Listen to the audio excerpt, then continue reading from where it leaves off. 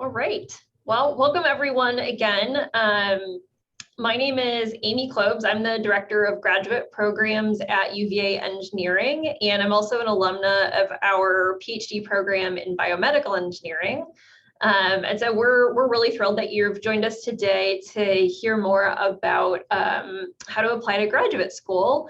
And my colleague Carla is also going to be co-presenting with me today, and so I'm going to let her introduce herself. Go ahead, Carla.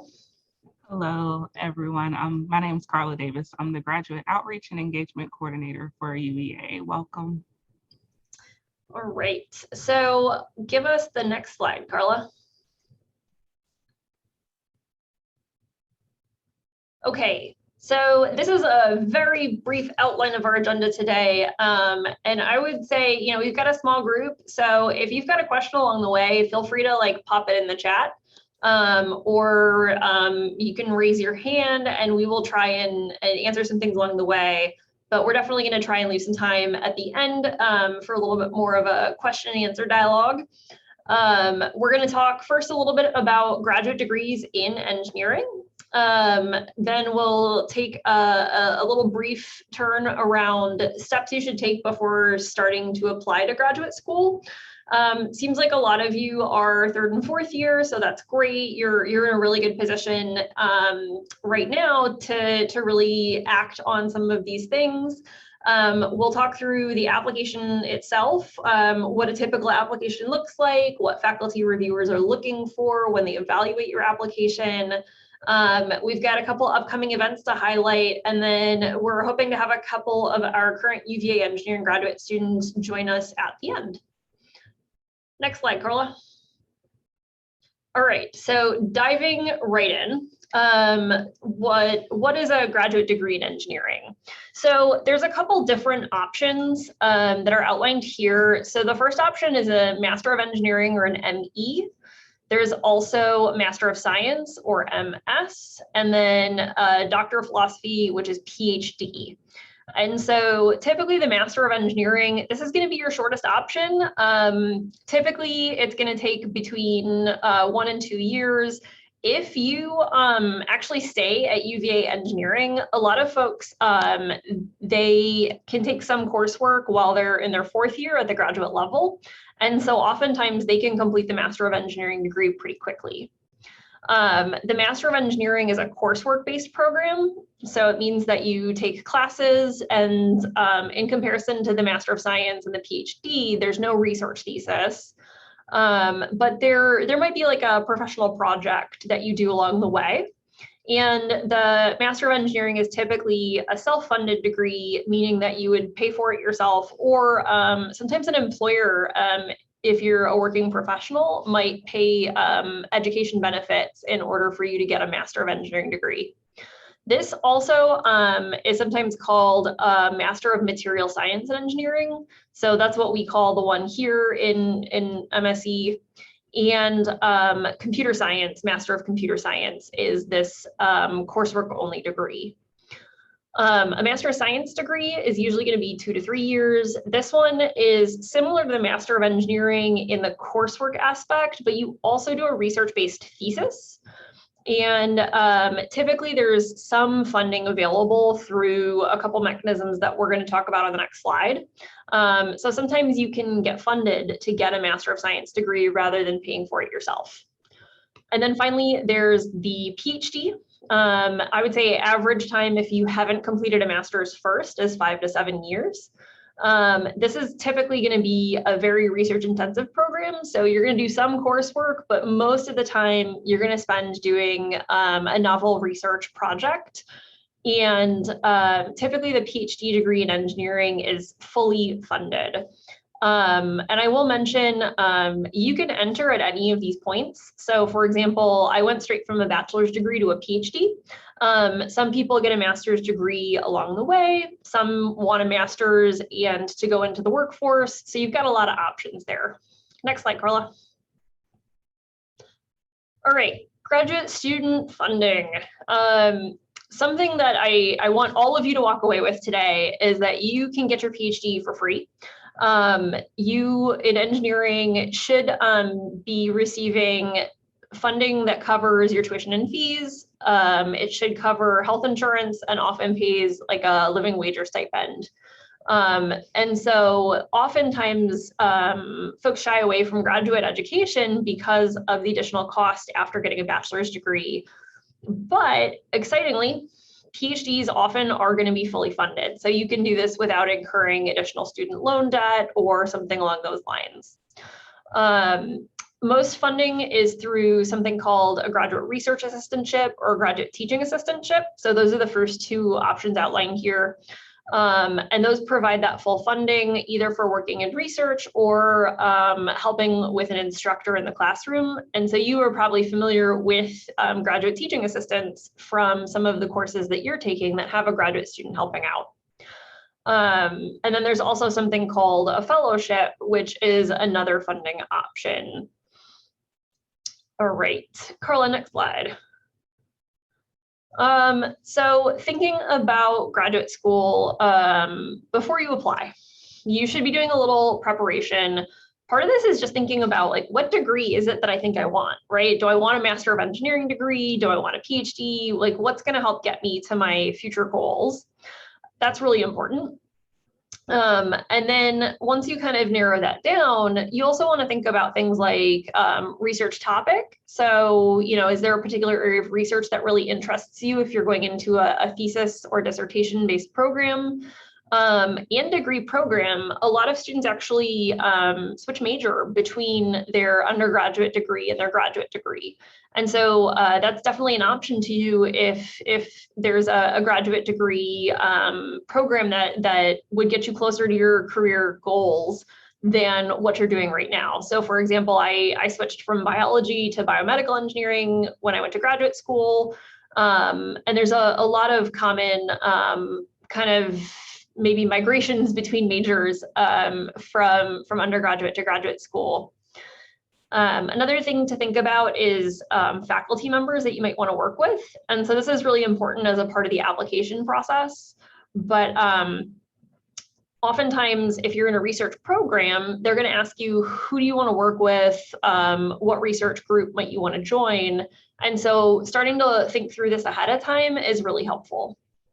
And then finally, things like location, size of school, the focus of the curriculum, what really aligns with what meets your needs as a student. Some people want to go close to home. Some folks want a really big school. Some want a really small school. Some want a school that's really highly ranked in a major metro area, in a rural area. There's all sorts of options here. And so that's something to think about is what's going to fit you and your needs best.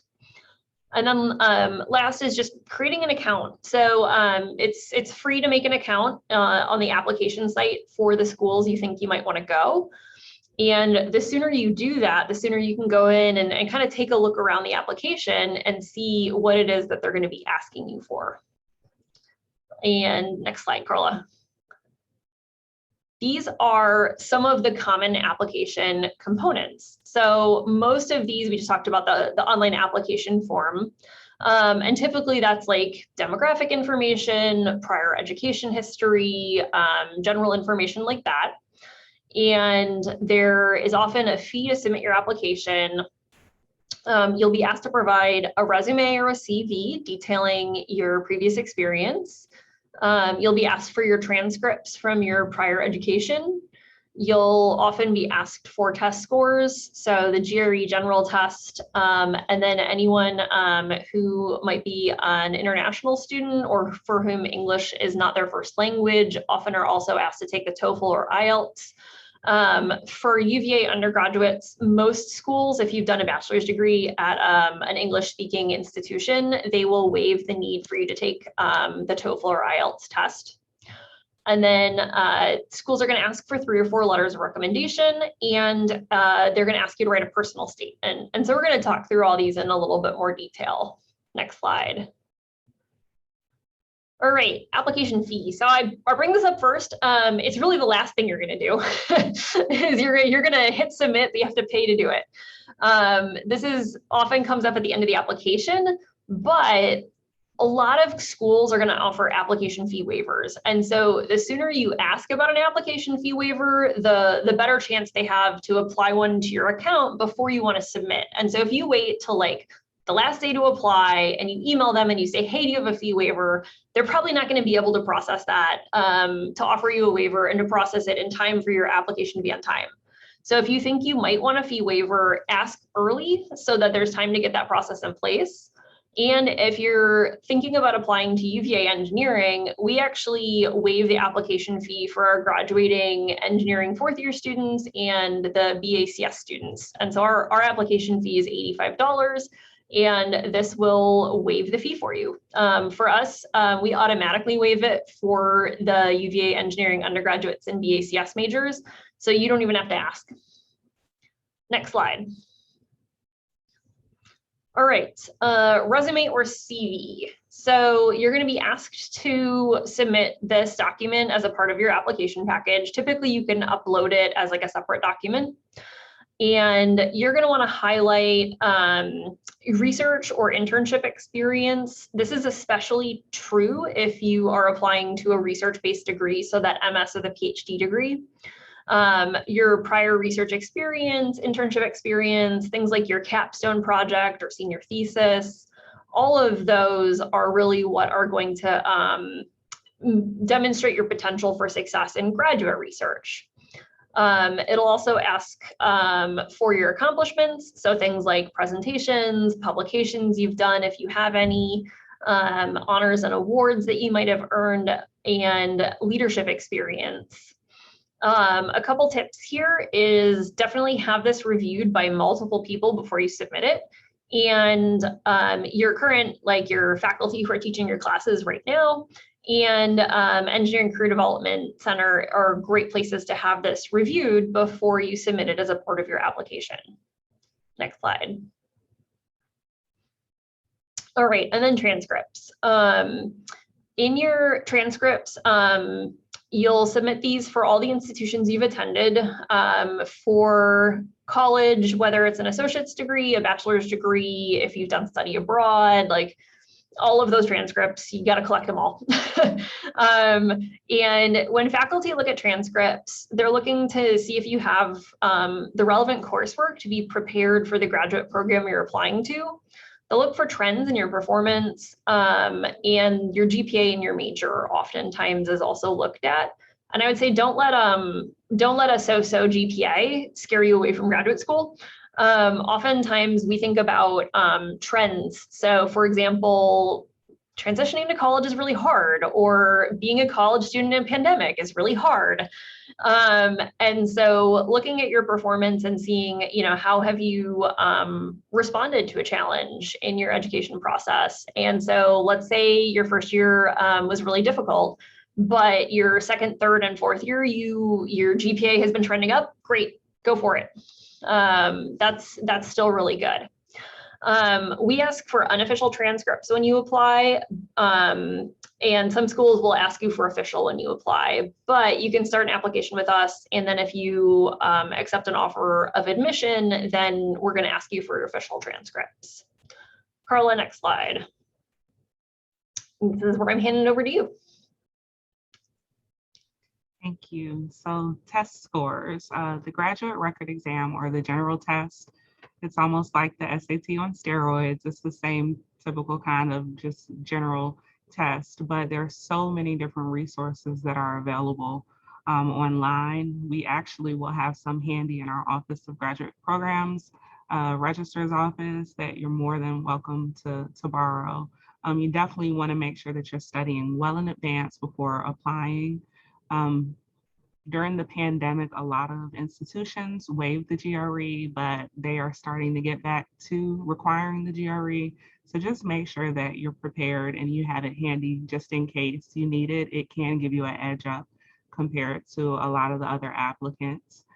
So definitely preparation is essential to success. You want to learn about the test, review all of your materials, and they have many practice tests available online. I definitely encourage you to take advantage of some of those resources to get prepared for it.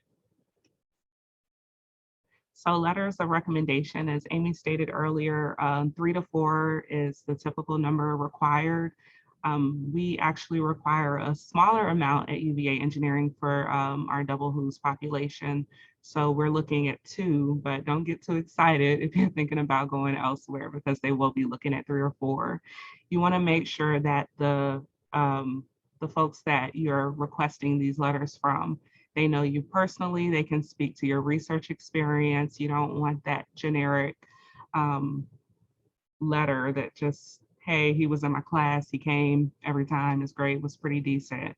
You need people to really just speak to your ability to do well. They're looking for keywords, tenacity, dedicated. They want to know that you're a hard worker and you're going to do well in your program. So make sure that your writers know you well, and very, very imperative to ask your faculty members early to write your letter. You don't want that thrown together letter. You want to give them plenty of time as they're balancing their course loads and everything else they have to do, so that they can get it in before your deadline. So your personal statement, this narrative is going to include your motivator, why you chose to attend graduate school. Make sure that you're listing your research, like Amy stated, your senior capstone, anything you did as far as internships, special assignments, even volunteer stuff. All of that will count towards your research. Important accomplishments, and then you want to identify your research areas and faculty members of interest. Do your homework, make sure that you're able to identify those faculty members by research interest. I know for UVA specifically, that definitely earns you brownie points to have those people identified in your application profile. So when it's time for review, the admissions committee is able to kind of like reach out to some of them to say, oh, wow, okay. Connecting with those faculty members on the front end will definitely be to your benefit.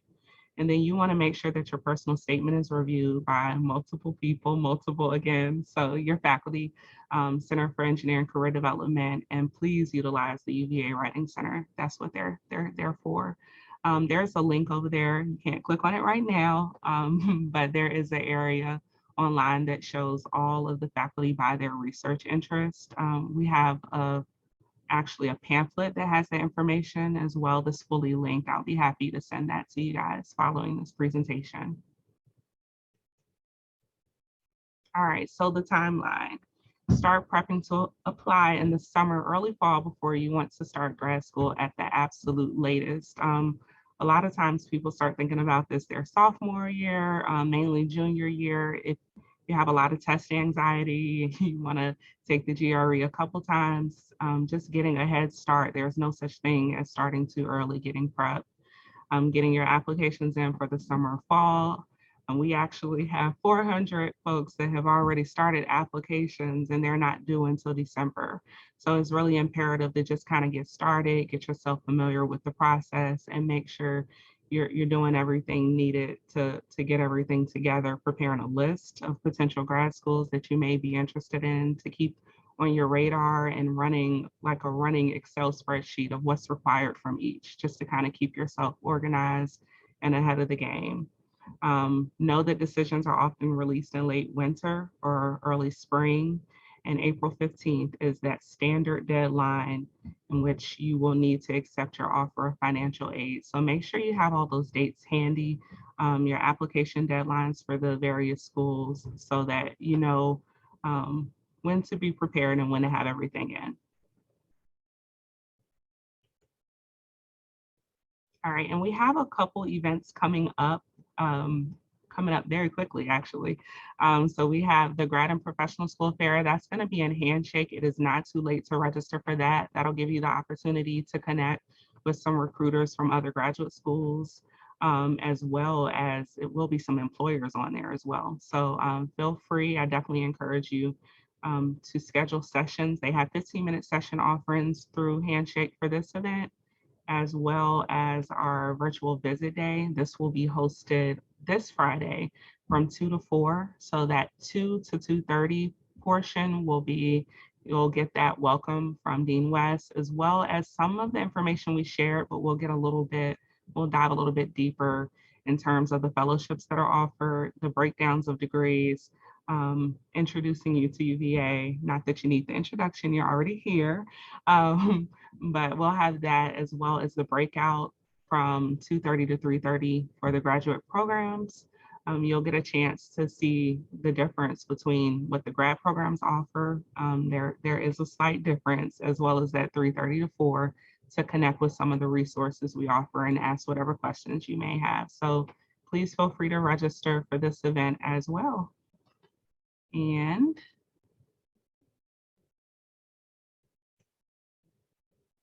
so I'm not sure, let me scroll down. They're both here now.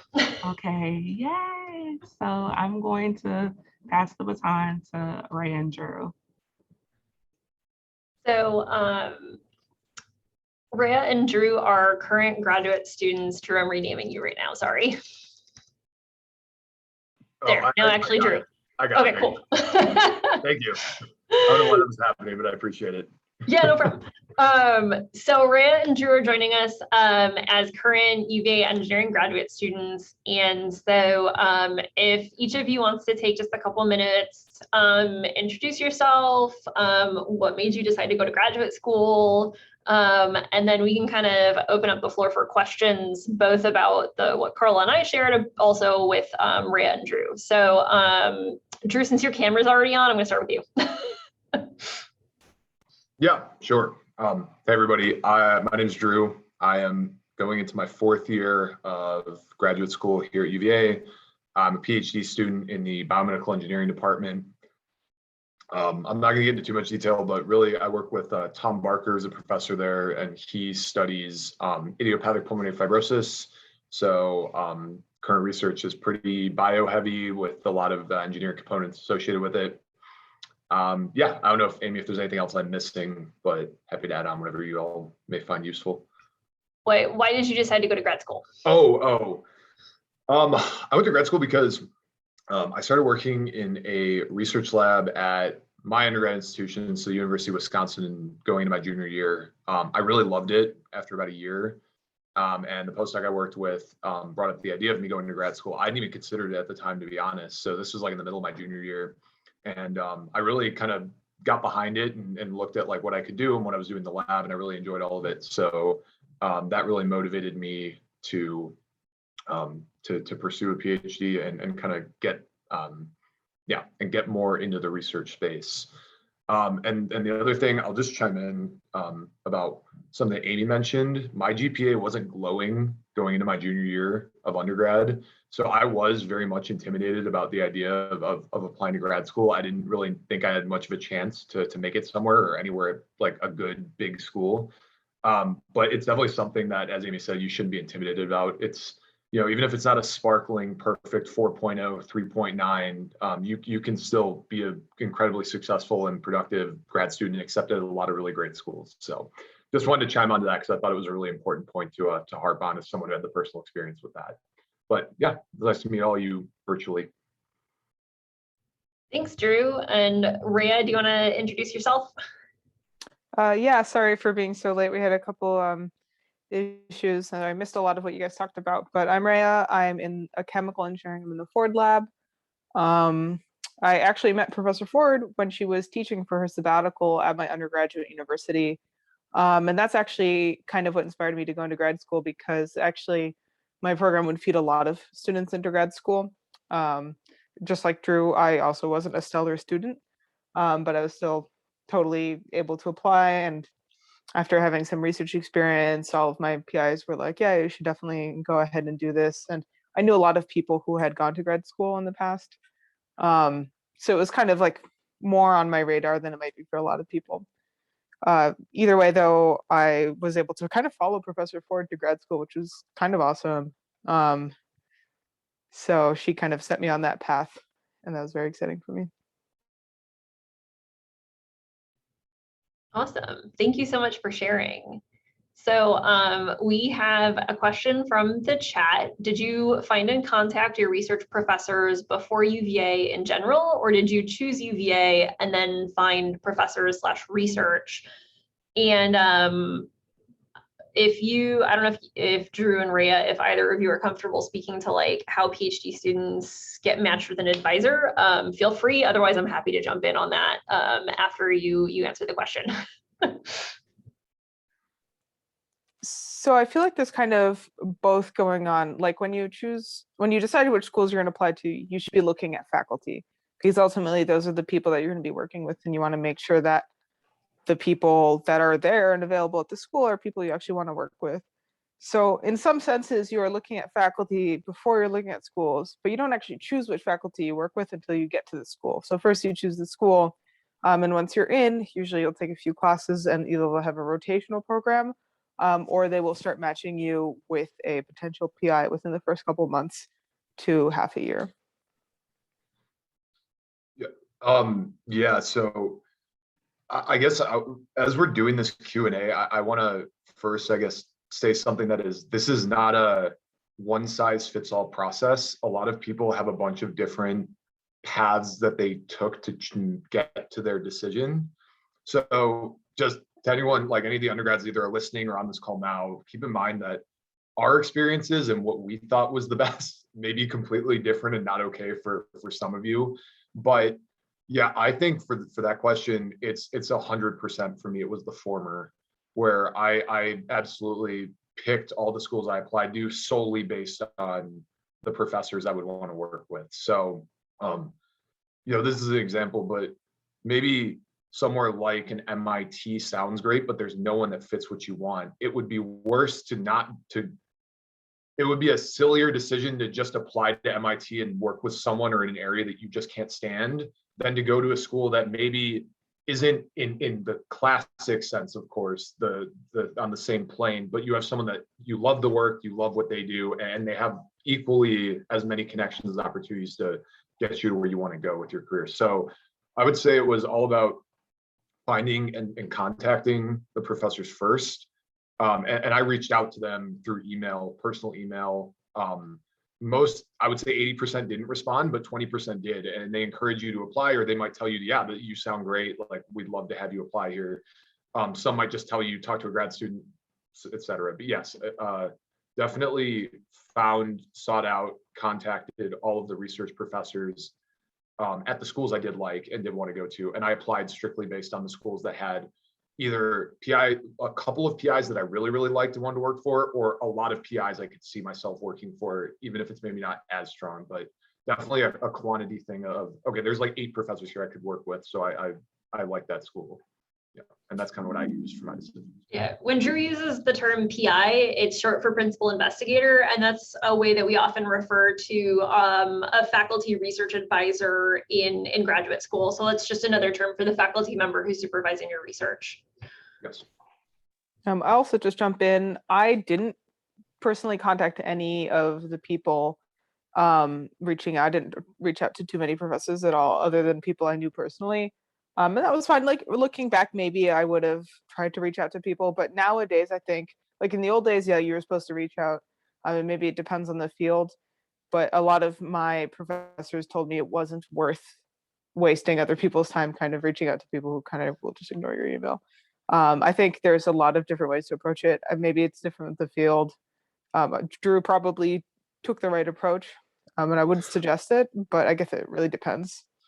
Yeah, no, it's really interesting that you heard that, actually, Ray, because yeah, my undergrad PI actually told me to just bug people, basically, and just almost like be nagging to them and just keep emailing them, because if they see your name, they know you're obviously motivated. There's like old stories about like Bob Langer at MIT, who you had to email him 3 times before he'd ever respond to you. It was like a test to see if you were motivated enough.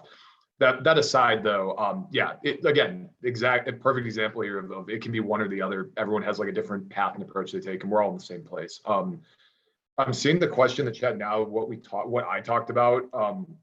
Mine was a really general, just hi, how are you? So it was really like introducing myself, who I was, where I went to school, who my advisor was, if you have a research advisor, and just mentioning what you're working on, what you're up to. And then a very small, you don't want to write them pages because they're not going to read it all, but just a quick blurb on maybe, you know, whether you like what you liked about their lab, or telling them, just expressing interest and basically saying, you know, I'm applying to grad school. I came across your lab. I'm really interested in X, Y, and Z that you're doing. And then just give them the offer of, hey, are you interested in taking students this year? And would you be interested in adding a grad student or something along that nature, along with just an offer, not immediately attaching it to the email, but the offer of having my resume if they wanted it. I didn't want to send the attachment and kind of force myself on these professors, but I left the door open that if they were interested in learning more, I was open to meet, to chat, to send my resume, et cetera, so we could talk some more. And I did have a couple that responded back, and we did some Zoom calls, even some at schools that I wound up applying to or getting accepted into. So. Yeah, let me add just a couple notes. So you heard from Drew, I think it was what, like 20% got back to you.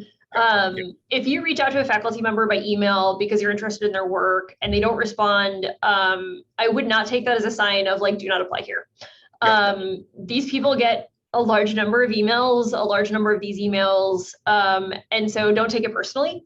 But if you do get somebody that responds, that's awesome. And definitely, you know, responsibly maintain the relationship. But also, you know, one of the things that Drew mentioned was, you know, he talked a little bit about what he was working on. He talked a little bit about why he was interested in this person. And that really helps the person who's receiving the email know that, like, you didn't email every single faculty member in the department of like, hey, my name's Amy and I want to go to grad school. And you were actually tailored to say, like, I'm interested in molecular motors, so your research was really interesting to me. But getting a little bit more specific so they know why you're reaching out to them, and it's not just like this blanket, I'm emailing 1,000 people and just hoping that it sticks.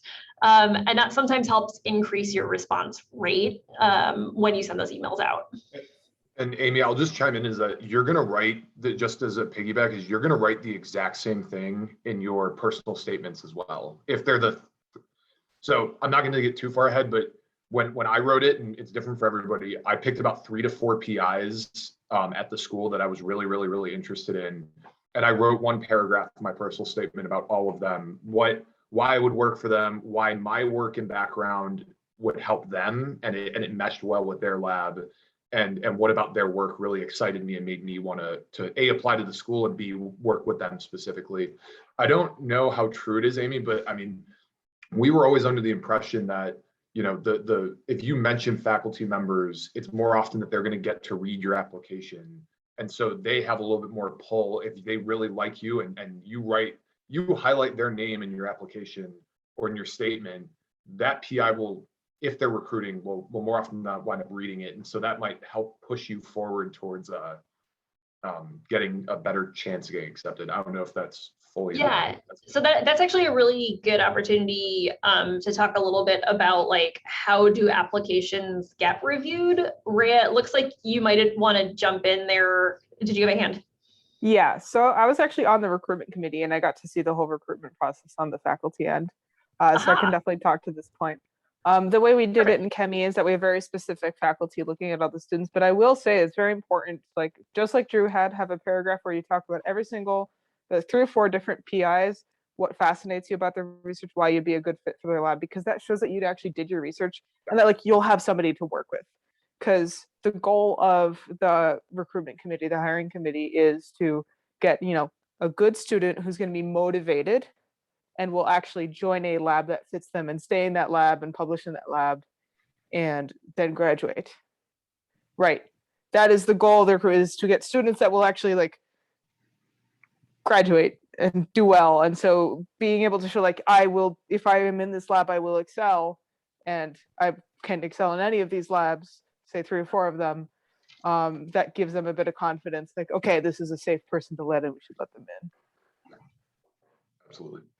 Yeah, and let me comment. So at UVA, and this happens differently at different schools, our admissions process actually looks a little bit different between the different departments.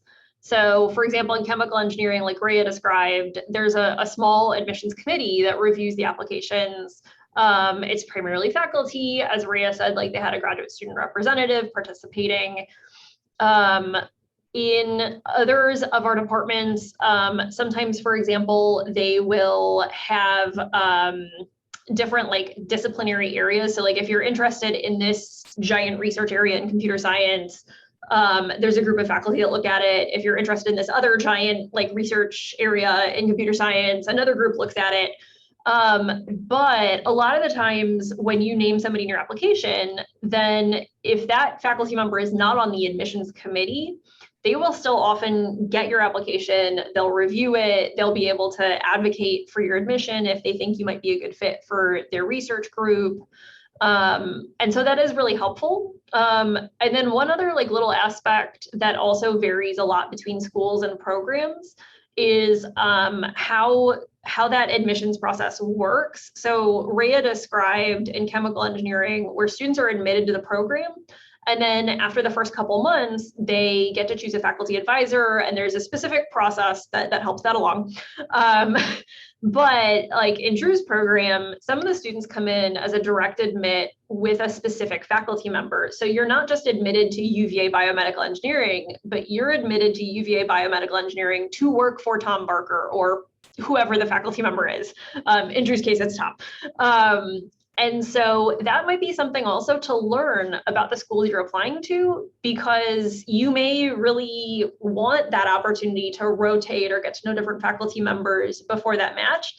And sometimes you're like, no, that is that woman, she's the one I want to work for. I want to apply to her lab.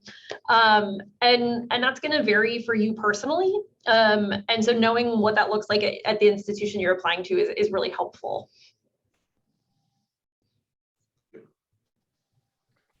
How many schools did you all apply to? Is there like a good number, like 7 or I don't know? Seven. That's what I applied to, was 7. I think for the most part, I mean, so it's not not a one size fits all. So I know that's not a great answer to give, but I know people 1 to 3.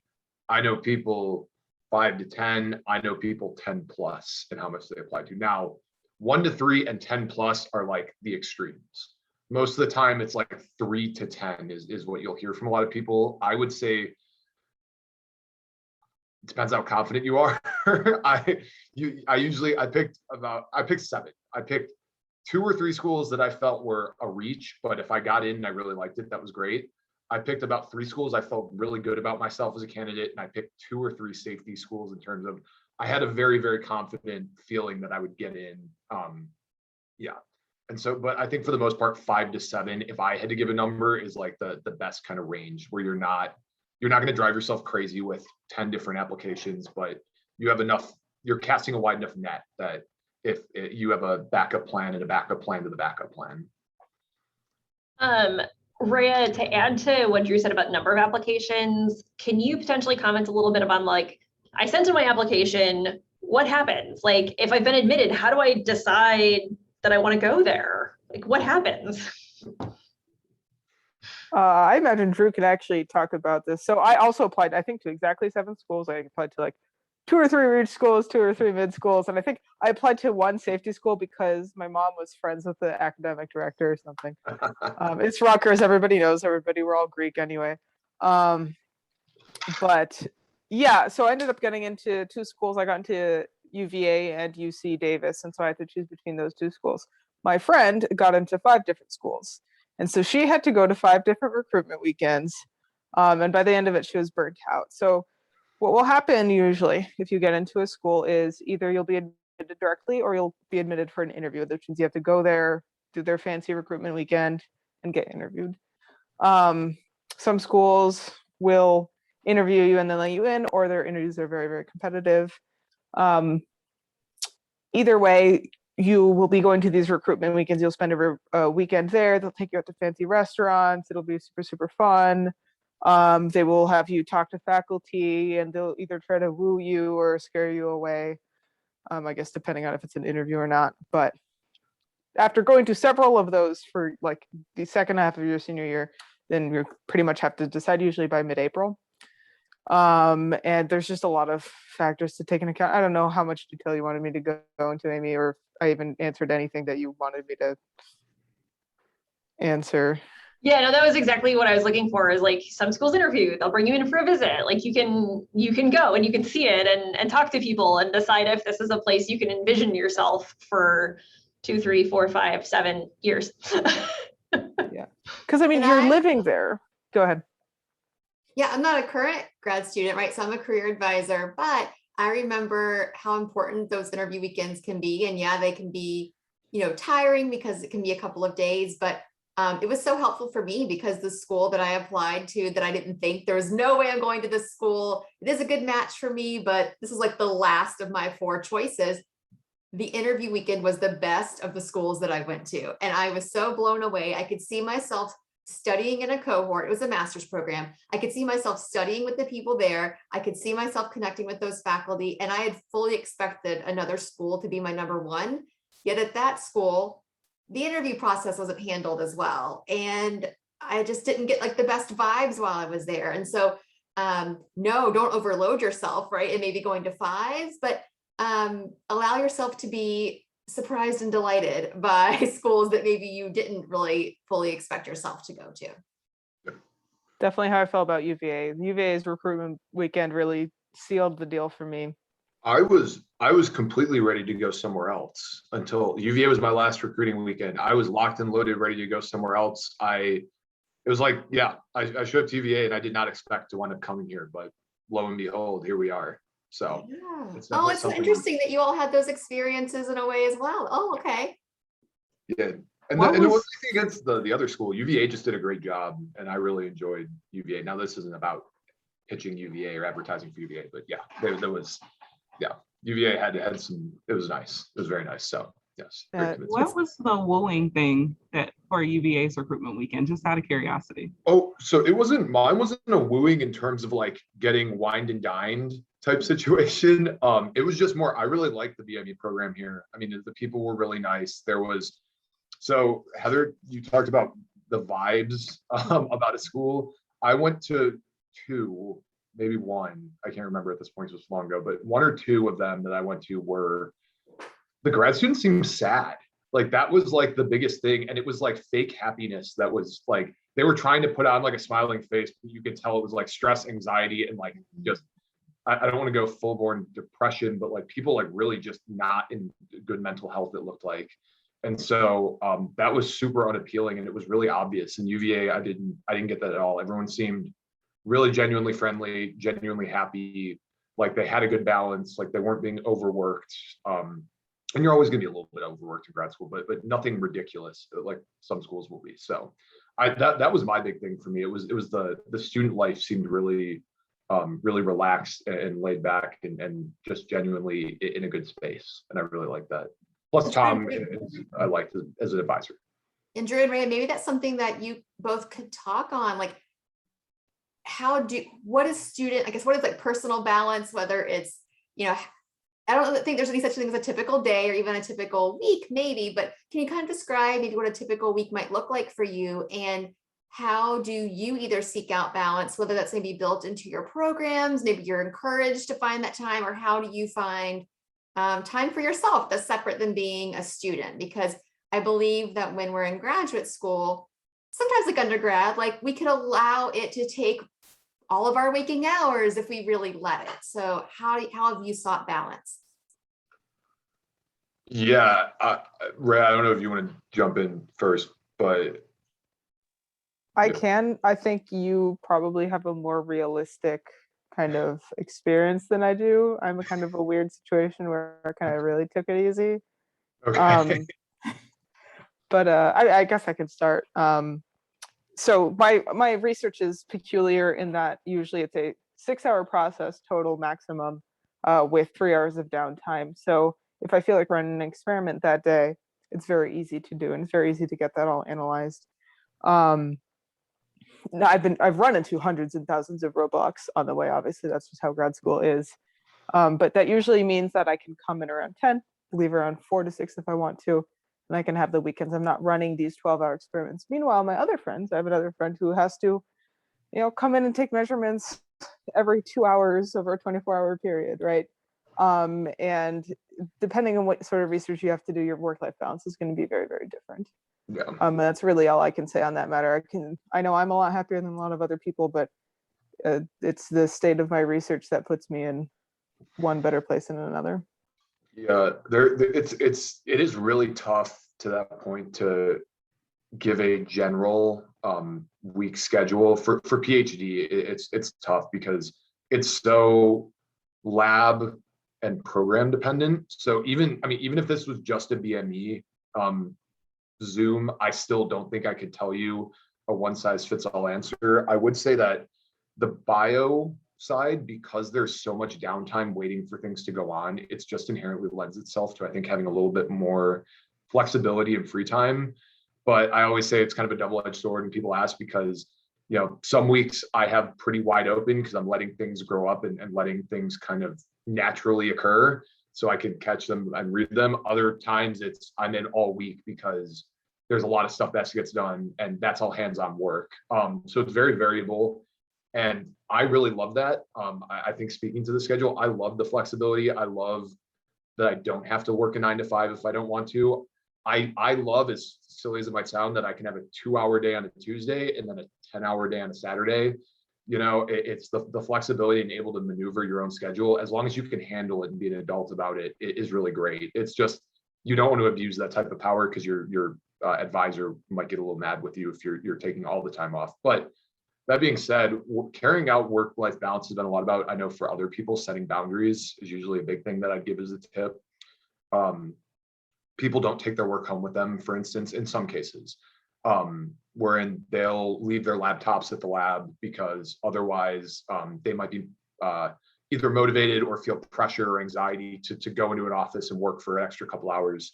So I know a lot of people will do that by separating work and home. And so that means you have to be at the lab a little bit longer, but when you're home and you're powered off. That's a way that some people have approached it. But really for me, it's just been making time and making sure that not putting too much pressure on yourself to always feel like you have to be getting something done, and just letting yourself know that it's okay to not be constantly working. And I think a lot of grad students struggle with that, is that, there's a lot to get done, but balancing and scheduling is important. Ray, I'll let you go.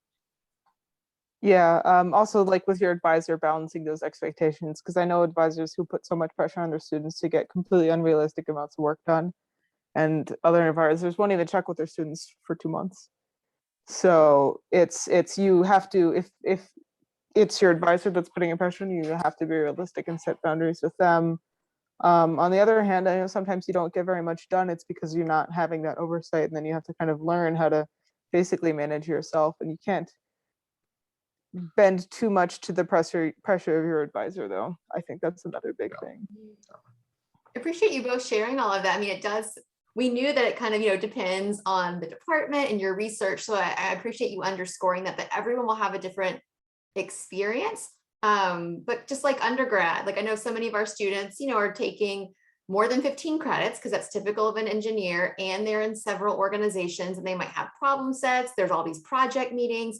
And so just like they balance their time as an undergrad, that would need to be done in grad school, but sometimes even just to a higher degree, is what a lot of folks find. Like, take those time management skills that hopefully you've learned, and now you're really going to need to hone them. Yeah.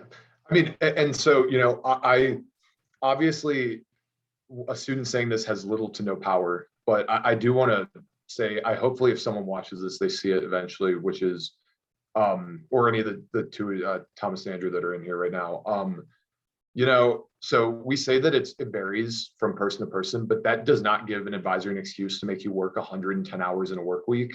And so even if it varies person to person, I hope that people out there, if you hear this, know that you have every right to not work 90 hours in a week and 12 hours a day for 6 days a week, which happens in some cases. And there is a way to, an advisor can't hold that much power over you, is basically the point. So, obviously you need to work. Work's important, and you might work a lot, but working exorbitant, like gross amounts of time to where you're spending all of your life in lab is not something that is okay. And so just putting that out there in case someone finds themselves in that situation or is facing that situation. So You should work out of inspiration, not fear. You should work because you want to get the work done, not because you're afraid of the consequences. That's a very hard place to be, and it's a balance that we don't achieve in this country very often. Also a lot easier said than done to say, well, just don't stand for that. It's really hard to carry that out, but it's something that, you know, some people struggle with, and some people don't feel they can speak up on that, but you have every right to speak up on that. So I think it plagues some grad programs, not here. Like I said, that was part of the reason why I like here, but it plagues some grad schools and programs worse than others. I appreciate all of that. What I hope students that are maybe watching this replay or our students that are here is that just like there are a variety of offices and staff members and faculty to support you now, Carla and Amy, you know, work very closely with our incoming grad students as well as our grad students that are here. Obviously, I'm from the career services team and we support both our undergrads and grad students. There's a graduate engineering student council, you know, for support. And so there's always a variety of folks that you can tap into to kind of say like, well, how would I approach my PI and have these types of conversations? Know that you'll always have so much support wherever you go, and wherever you go to grad school. If you do go somewhere else, feel free to tap back into our resources here at UVA as an alum, you know, and ask for our tips and advice as well. As we're getting ready to close in a couple of minutes, I do want to ask our student attendees, do you have one more question that you would like to ask? If not, I'll ask Drew and Rhea maybe to share a final parting words. Like if there was one more golden nugget to share that maybe hasn't been shared yet, what would they want you to know? So I'll give our students, I'll give our students a moment to pop in a question, and maybe I'll start with the both of you, Drew and Rhea. What is maybe a final nugget of wisdom or advice that you would want to leave with anyone that watches this now or later? I can jump in because I've been meaning to say this. So 100%, at least this is what I tell all of our recruits that come in that are trying to figure out, how do I pick, where do I go, what do I do, is the best thing for me is I physically wrote down 5 or 6 things that I wanted in my grad school, and I just compared all the schools. So, you know, you'll like, for me, it was who's the advisor, what work am I doing? So can I get along with the advisor? Do I enjoy the work that I'm going to do? Is that something that motivates me? Can I spend 5 years with the grad students that are around me, both in the cohort and within the lab? And then it might sound silly, but seriously, things like geography, weather, the school itself, like how, you know, do you like the campus? All are also things that can be considered. I wouldn't suggest make them priority 1 and 2 and put them more down the list, but I did have them on my list as things like that as well, that are just like, could I see myself living here for a couple of years? So that would be mine. Yeah, and I definitely agree with Drew. Actually, one of the categories I had on my spreadsheet was how much light pollution there is in the area. And that played a very minor decision. Charlottesville has very little light pollution, by the way. But yeah, so similar to Drew's advice, take a structured approach. And take a structured approach and, you know, take notes, really consider what you want, really write things down. But also it really helps to have somebody keep you on track. This is something I didn't have when I applied to grad school, and I really wish I had, because that was a busy semester and I missed deadlines. I missed deadlines for schools I really, really wanted to go to. And that broke my heart. So don't be like me. Have somebody keep you on track. Check deadlines, double check deadlines. If you had a list of schools that you were interested from this summer, I'm telling you now their deadlines have changed. So just make sure you always have the updated information, get everything done early, get everything in early, reach out to people and take it seriously. It's more important than a lot of your classes right now. So. Thank you. Yeah, both. the deadline thing is also really important. There's like 4 typical ones. And so depending on the school, like I had 3 different deadlines for all my schools. So yeah, it's definitely something that's a really good point that I have forgotten about, but yes. Triple, quadruple, quintuple, check them, just to be safe. Love it. Carla, are there any final words from you before we wrap up our event today? Pretty much the same, the deadlines. I mean, UVA is very unique in the school being decentralized. So our application deadlines are all over the place. The earliest one for PhD, BME, December 15th, all the way up until the end of January. Checking the requirements, like I said earlier, some are GRE optional, some are not. So just making sure you're on top of what's required from each institution that you're interested in is gonna keep you, yeah, very, very, very important. All right, well, wonderful. Thank you all so much for joining us tonight, our students and our speakers and our grad student speakers. Thank you all so much. Oh, and I'm seeing a thank you in the chat We really appreciate you all. I will follow up with everyone tomorrow with the recording as well as a couple of resources. And again, just want to let you know we appreciate you all. If you ever have any questions, again, reach out to Amy and Carla's office, or of course to the Center for Engineering Career Development here at UVA. Have a good one.